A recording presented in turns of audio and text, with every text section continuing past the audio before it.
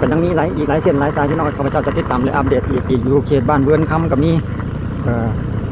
เขตปากซาบเขตลัก19ลัก19ลัก31อยู่เขตถนน13ใต้นะเดี๋ยวระยะต่อไปข้าพเจ้าจะติดตามและอัปเดตเป็นช่วงไปความคืบหน้าของเส้นทางดังกล่าวอีกทีนึงเดี๋ยวเราไปติดตามและอัปเดตกันอีก1เส้นทางพี่น้องเลยเส้นทางแต่บ้านแซนดินไปหาบ้านห้องงอนและกับบ้านพ้นม่วงในปัจจุบันนี้ก็ข้าพเจ้าเห็นกันหลายมือแล้วเนาะไม่ได้ไปอัปเดตล่าสุดตั้งแต่ช่วงก่อนปีใหม่ล่าสุดที่ว่าเคยลงไปแต่ว่าหากบ่ทันได้สำเร็จเทื่อนะแต่ว่าก็เลยบ่แน่ใจว่ามื้อนี้เพิ่นจะเฮ็ดไปสำเร็จได้ 100% หรือยังก็ยังบ่แน่ใจเดี๋ยวมื้อนี้ข้าพเจ้าจะพาทุกท่านไปติดตามและก็อัปเดตล่าสุดกันอีกทีนึงก็ว่าจิมาตั้งแต่หลายมื้อแล้วแหละแต่ว่าหากฝนตกบ่เซาช่วงนี้ฝนตกดีพี่น้องวันนี้มีฟ้าแดดก็เลยมีโอกาสได้มาก็เลยจะไปติดตามและอัปเดตให้ทุกท่านได้เบิ่งอีกทีหนึ่งสำหรับFC ภายในหรือว่าต่างประเทศเนาะติดตามน้องกันว่าในปัจจุบันนี้เพิ่นจะเฮ็ดไปได้สำเร็จจากเปอร์เซ็นต์แล้วหรือว่าสำเร็จเสร็จสิ้น 100% แล้วหั่นนะอีกทีหนึ่งสำหรับเส้นทางบ้านแสนดินแล้วก็บ้านห้องงัวแล้วก็บ้านพ้นม่วงเขตเมืองนาไซทองนครหลวงเฮานี่เองพี่น้องนี่จุดนี้จุดสิ้นสุดเราเริ่มต้นอยู่ที่จุดสิ้นสุดอยู่กับบ้านแสนดินพี่น้องสังเกตเห็นหินเม็ดน้อยไอ้ยาสงสัยเป็นผูเป็นสั้นที่2เรียบร้อยแล้วนี่นะอันนี้กับวัดบ้านแสนดินพี่น้องอยู่กับแคมเงิมสงสัยเฮ็ดไปเป็นสั้นที่2แล้วมั้งนี่นะหินเม็ดน้อยนะปูสั้น2ก็ที่เรียบร้อยพี่น้องเดี๋ยวเขาจะเล่นไปเรื่อยๆจนฮอดบ้านห้องงัวแล้วกับบ้านพ้นม่วงเล่นจนฮอดบ้านพ้นม่วงที่ว่าเส้นทาง13สายเหนือพุ่นล่ะพี่น้องเบิ่งอัปเดตความคืบหน้าของเส้นทางระหว่างบ้านแสนดินไปหาบ้านพ้นม่วงเนาะพี่น้อง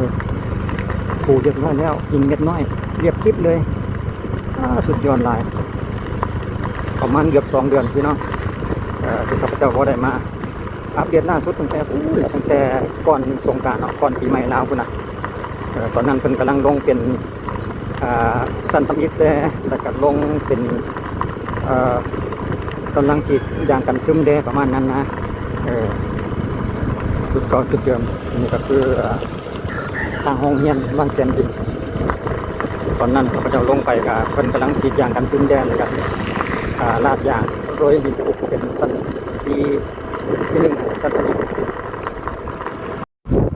สะอาดสวยงามพี่น้องเลยอยู่ในชุมชนเขตบ้านแสนดิน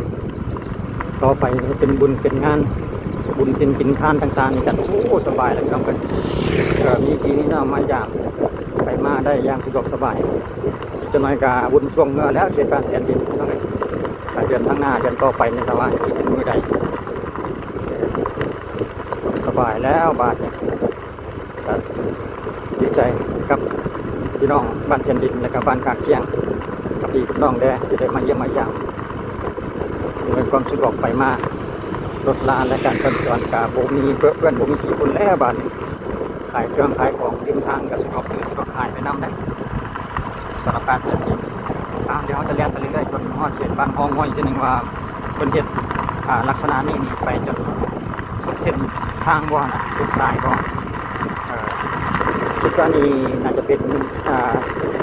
ลาดหินสั้นที่2เนาะเพราะว่าเป็นหินน้อยเดียว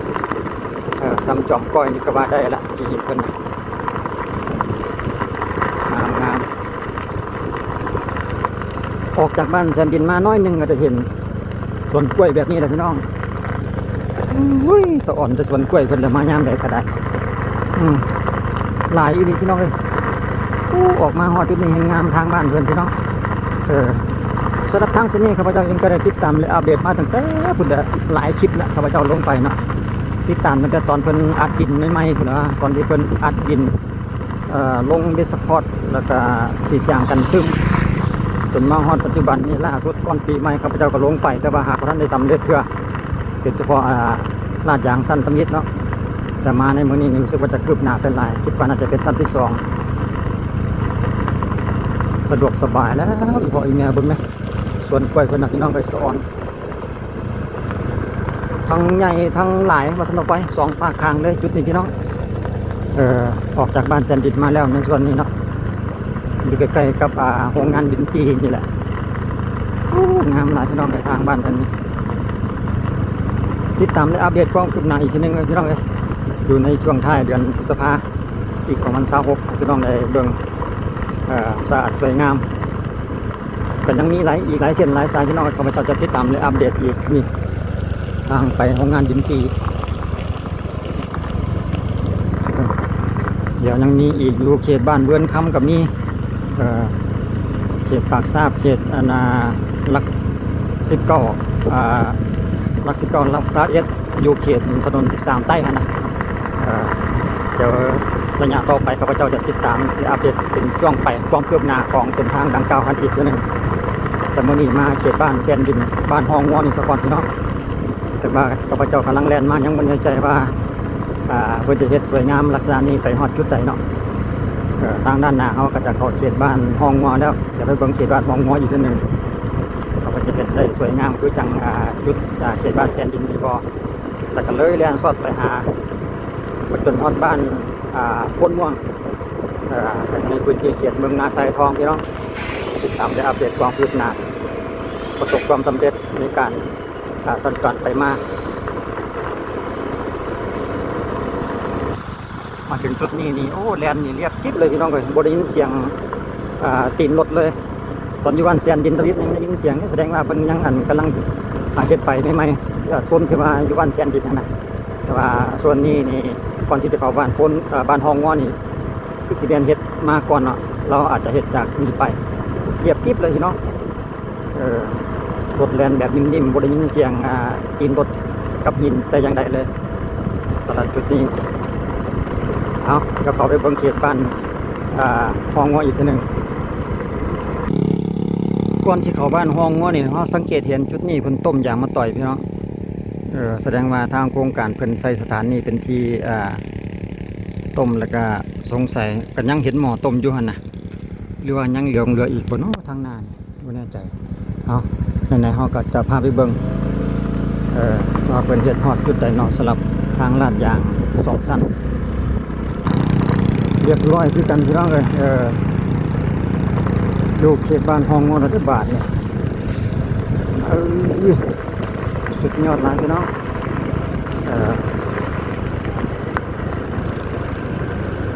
เอาบรรยากาศการพัฒนาความคืบหน้าพัฒนาถนนหนทางในเขตหมู่บ้านให้ทุกท่านได้ติดตามและรับชมพี่น้องเลยว่าจะเป็นภายในหรือว่าอยู่ต่างประเทศเนาะว่าติดตามข้าพเจ้าเบิ่งความคืบหน้าของเส้นทางภายในหมู่บ้านให้ทุกท่านได้รับรู้อีกทีนึงสำหรับจุดนี้คือเขตบ้านฮองงัวนั่นเองรู้สึกว่าจะปูเป็นชั้นที่2ปูชั้นที่2เป็นที่เรียบร้อยเนาะแต่ว่าสงสัยที่กำลังปูใหม่ๆคิดว่าเพราะว่าทางด้านหน้าเอารู้สึกว่าจะเห็นรถดำคนกำลังแก่หินไปแก่กากหินไปแต่บ่แน่ใจว่าเพิ่นจะเอาไปเทจุดใดแสดงว่าเพิ่นก็ยังอยู่ในช่วงระหว่างที่ว่าเล็งอยู่หั่นนะเล็งลงมืออยู่หั่นนะทางด้านหน้าก็ยังเห็นรถยางมาต่อยอยู่เลยพี่น้องเด็กรถยางมาต่อยเพิ่นก็จุดนั้นส่วนนี้ก็คือรถหินเพิ่นจะบ่แน่ใจว่าเพิ่นจะปูไปทางจุดใดอีกทีนึงยังบ่แน่ใจก็สงสัยเพิ่นจะเข้าไปในหอมพุ่นล่ะพี่น้องสำนี้เฮาก็ฮู้แล้วว่าเพิ่นกำลังลงมือเฮ็ดสงสัยเพิ่นจะปูเข้าไปในหอมมันอีกเดี๋ยวพอยังเฮาจะเรียนไปทางเขตบ้านจุดนี้ก็คือบ้านฮองงัวพี่น้องฮู้แล้วว่าเพิ่นกำลังเล็งและเก็บงานมั้งเดี๋ยวเฮาจะไปอยู่เขตบ้านจนเขตบ้านพ้นม่วงพุ่นแหละเพิ่นกำลังจะเตรียมอนามัยแล้วก็เตรียมโรยหินคิดว่า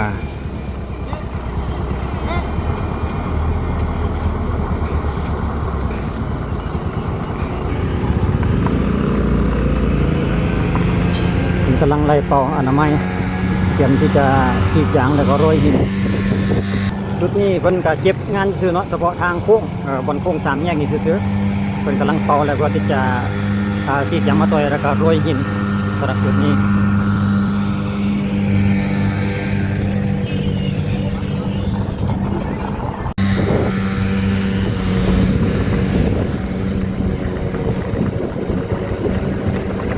เดี๋ยวเราจะแล่นต่อไปอีกจนฮอดบ้านพ้นวงอีกทีนึงพี่น้อง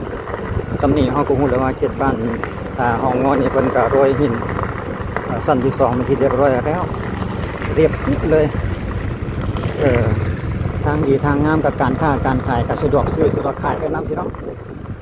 เวลามาซื้อก็สบายแล้วเนาะรถก็บ่ได้เปื้อนเปื้อนอยู่แคมทางแบบซี่แห้งสะดวกแหละทางดีแบบนี้นะ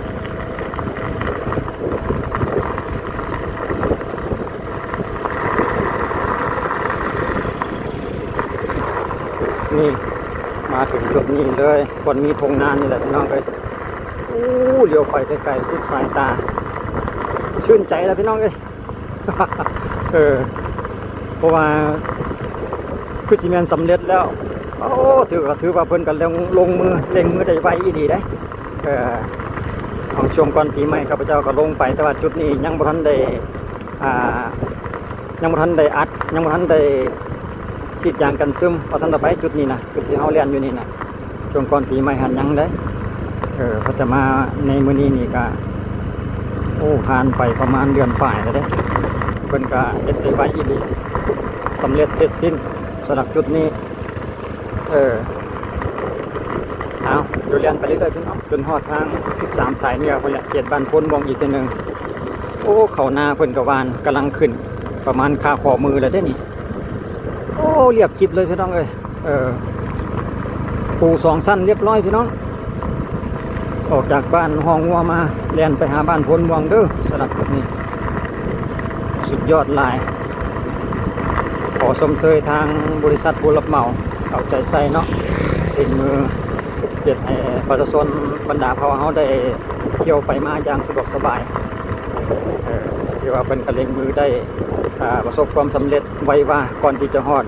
ฤดูฝนอย่างเตรียมตัวนะสุดยอดหลายสมเสยอีกทีหนึ่งถึงจิบได้ทางไปต้งได้ทางลาดยางแบบนี้ข้าพเจ้าว่าก็ดีไปดีกว่าทางอย่างดีกว่าทางดินแดงนะว่าสันต่อไปพี่น้องกลุ่มดนหรือบ่กลุ่มดนนี่ก็อีกทีหนึ่งเพราะว่าเส้นทางไปหาแต่ละหมู่บ้านเนาะก็ได้ถึงบ่ได้ทางเทคอนกรีตได้ทางลาดยางแบบนี้ไว้ข้าพเจ้าก็ยังว่าดีก็เห็นหลายหมู่บ้านเพิ่นใส่มาก็หลายปีของเพิ่นอยู่เด้สำหรับทางลาดยางลักษณะนี้นี่เนาะคิดว่าน่าจะเทได้ใหม่เพราะว่ายังสังเกตหินยังฟูอยู่หั่นนะเสียงหินตุ๊บตับอยู่นะยังไงอยู่เห็นว่าเพิ่นมาเทไปใหม่เที่ยวนี้เพิ่นก็วานเข้าไปที่เรียบร้อยแล้วนี่ก่อนที่จะฮอดบ้านเขตบ้านพ้นบอกแล้วอย่างน้อยเนาะพักกันจองพักตบว่ะเพิ่นตั้งใจปลูกเด้เพิ่นตั้งใจปลูกครับทุกท่านพักอีหยังพักกันจองว่ะปาดเฮ็ดเป็นแถวแบบนี้นี่เฮาตั้งปลูกเอาแม่นบ่ปาดงามขนาดเนาะเอาไปส่งไม่ค่าว่ะส่งตลาดว่ะตลาดใส่ไปเดินตลาดตลาดส่งเปื่อยแถวนี้นี่ติใกล้ๆนี่เนาะว้างามขนาดคิดว่ามันเกิดเองบ่แม่นตั้งปลูกครั้งนี้แม่นบ่งามเด้อพุ่นน่ะหาก็เห็น